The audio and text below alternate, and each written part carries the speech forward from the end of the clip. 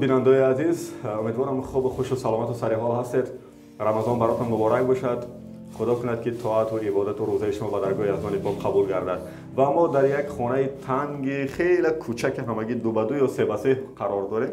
خیلی تنگ است این خانه در خیابان نعمت قربای فی ناحیه فردوسی و در پس منظر من یک عائله حضور دارد. این برادرم جان. نامتون چی است برادر جان؟ جهانگیر. و اپا جان شما چی نام دارین؟ سرایا. اپای سرایا. و اینجا یک اپای مهربان دیگرمون هم با ما دیدن نشستن. شما چی نام دارین اپا جان؟ اپای آزاده.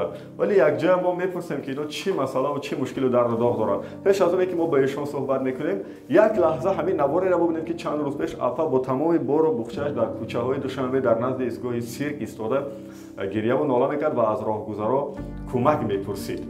ولی نوار میبینیم بعدا صحبت میکنیم.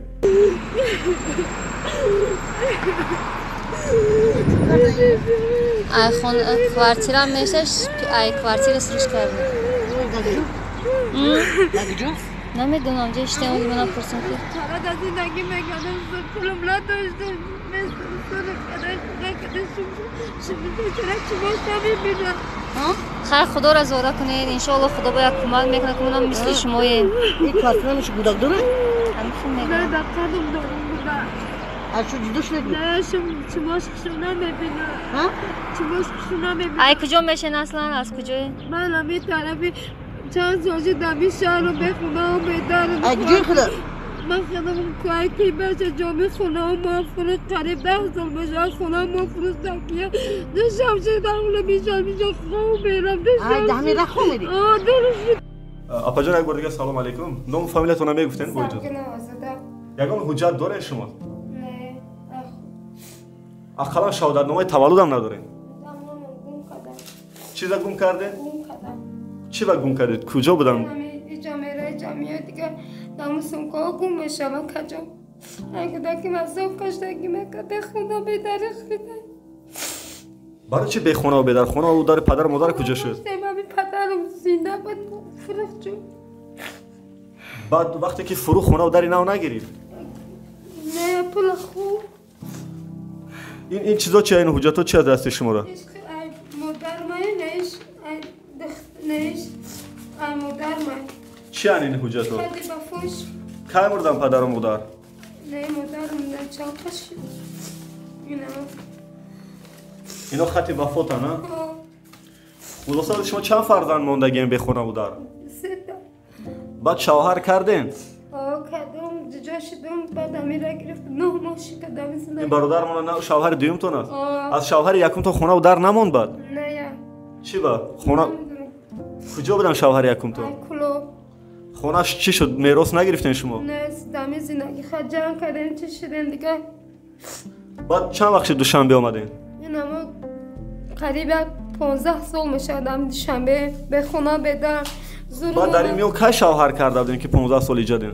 خیلی دکی مذاب کشیدم دیگه همین به خونه به در بدم همونشو یکم هم رنگ همین به خونه به در بدم همون را گرفتم گفتم بعد در دوشنبه چی کار کردی زندگیتون پیش میرفت؟ نمی من در مسجد میرفتم که مادرم گدایی میکردم خود جای لام پس مده خوب میرفتم سخوته که مادرم خورچه بعد اینقدر سری سال یگون مقامات هم مراجعت کرده که شما در اقلا زمین تیان؟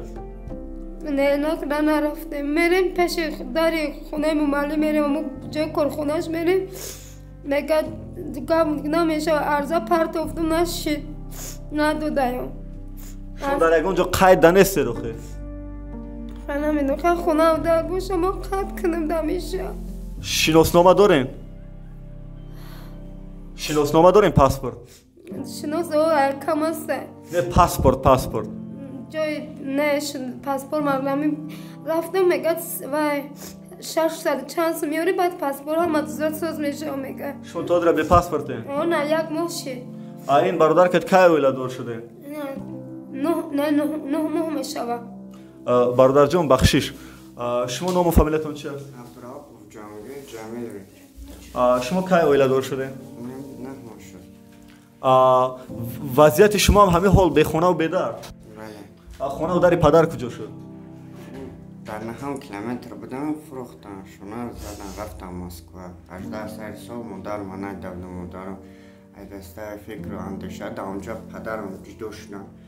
در اونجا به اون دسته فکر و اندیشه را به خونه و به دری کودکان سر پراکنده چیز پریشانی دسته فکر و اندیشه کسی رک شد و چند 2018 آوردم مسکو آوردم شونه کنده کسی چپشون کسی رک شدن مادر گذاشتن 6 ماه زندگی کرد گذاشتن. پدر در کجا است؟ پدرم به نام نشان نام فامیل پدرت هم میدونی چی است؟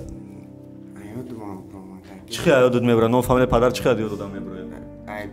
10,000 پرفتگان آخه. در کجا زندگی میکنن نازی؟ نمیدونم. نمیخواهین گفتن نام فامیلشه؟ نمیدونم. بعد امک و تقا و خش تبار چی؟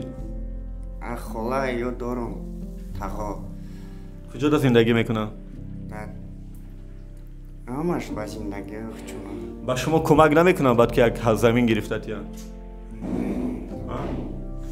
شما از پدر جدا از مادر که از دنیا گذشت چند نفر مونده؟ 2 بچه و 2 دختر. دیگر برادرها چه حال دارن؟ و کوارتیران تنخچون. من توی میبینم که یعنی با گفتی خودت هم و این شاهدا که یعنی نور چشمت کمتر است رو دیدنش ولی تن و توش خیلی درست است چرا اونجا کار نمیکنی؟ کار میکنم من شاو این در کار کردم میام ماشین چیز زدم. چند سوم بعد جریمه دادی ماشین زدی؟ 400 سوم من گفتم آخه 400 سوم داشتم اروا میکشیدم. برای روشنی چشم شده زدی؟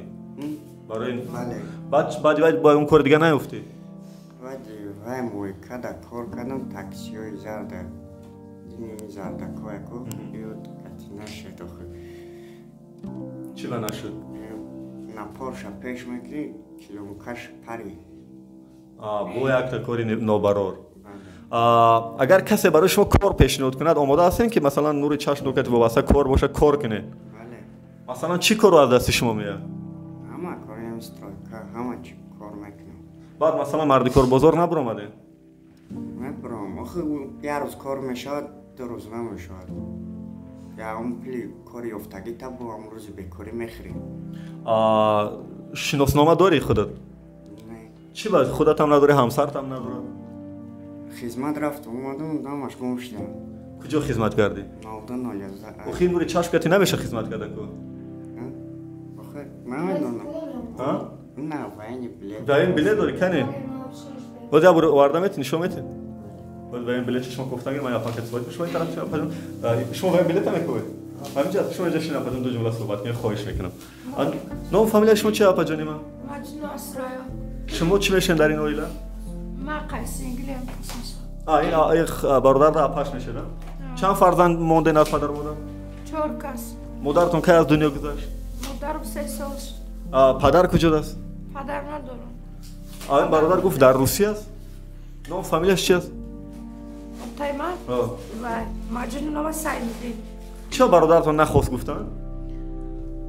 نمیدونم. میگه دادم بار اومد نخواست گفتن. نخواسته. چند وقت شد پدرتون رو ندیدین؟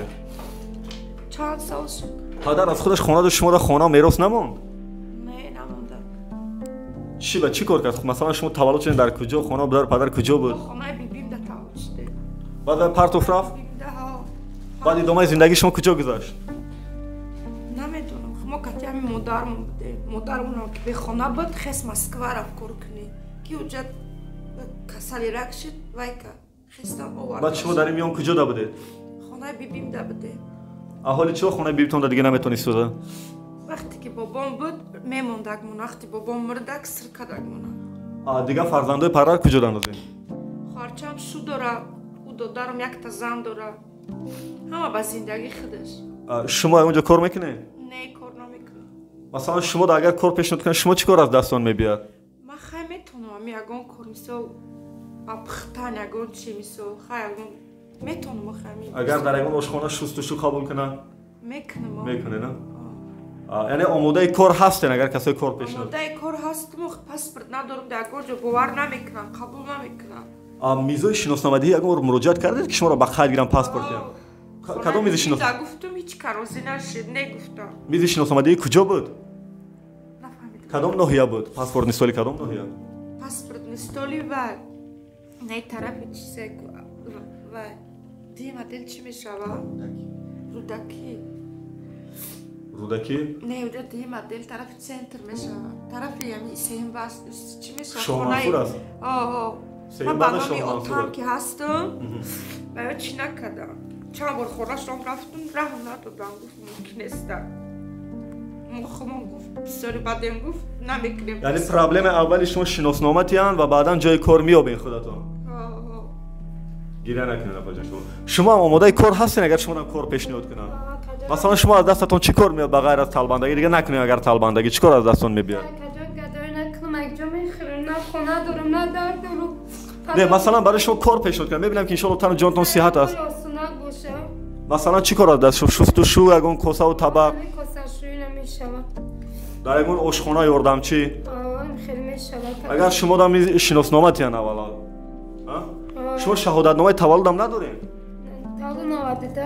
شهادتنامه تولد داره میتریس که لیکن از پدر مادر گم کردگی من کجا زورم نمیرسه لیکن از پدر مادرتون گم نکنین که برای شما کمک میکنه این چی است پدر من این چیزای دکتری چی است اینو این چی میش ای خیلی منیم امی زردار گرفتم منیم مگر پرسا میکنه مگر زورم نمیرسه ولی صبرم به پول رام چی گم نمیگیره اپا جان شما شهادتنامه تولد داره نخوام میتریس که داشتم گم کردم کامera نمیو شما هم شهادتنامه تولد دارین شما هم ندارین یک بار بلیط حربی تو نشون تین کنین من این برادر دا بلیط حربی دادن نه یک سال خدمت کرد و یک بعد یک سال فهمیدن که شما نور چشم کمان ها خودت رفته چی بر رفته آخه به یاهو آخه زندگی کم تقیم بود آخه این کوارتیر در بدر مردم زورش خدم رفتم با دست پای خدم گفتم من که اگه زمینم چند که اما نشده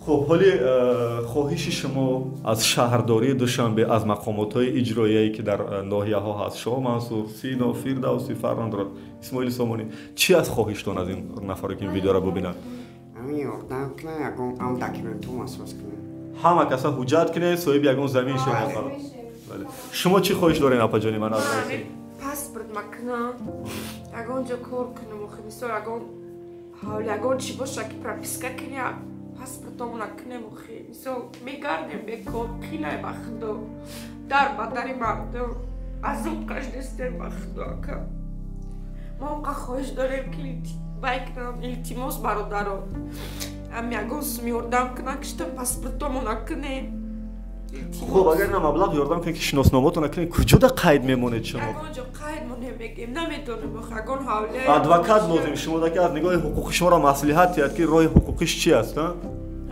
گیره نکنید اپا جانی من شما چی خواهش رو درخواست دارین از مقامات و بینم برای الان میگم یاردم کنه یک زمینه یک خونه چه بگیرم و در قدم خونه بکنم میگم به خونه به در کنه نمیشه و پاسپورت میگیری در قدی جا میگم میکنی نمیخری شما یعنی نکاح دولتی نداره نکاح مسلمانی داره نادی فقط نکاح داره مکاتب خیلی زکس خیلی نداره برای که پاسپورت نداره دیگه نکاح هم نکرده خونه و دار ندارم و خیلی میگه در جا میکنه میگه قدی جدا میکنه میگه قلم یا خونه چک میشید ولی را میخواستم فهمم که اون روزی که در کوچه شما گریه و ناله داشته کی برای شما کمک کرد که با اومدن اینجا خونه یک مرد اومد خواهرجان گفت جا چیکار میکنه گفتم پلی خونه نداشتم آخه همینجا سرمون که از طرف کرونا از زندگی میکنه پلی خونه نداشتم سرمون که اومدم در این طرف سیر همینجا خواه رفتیم همینجا منتا بود ملیسا بود پجان گفت از سیره اوست دا بشینه گفتم من اوست نمیرم میترسم دایشم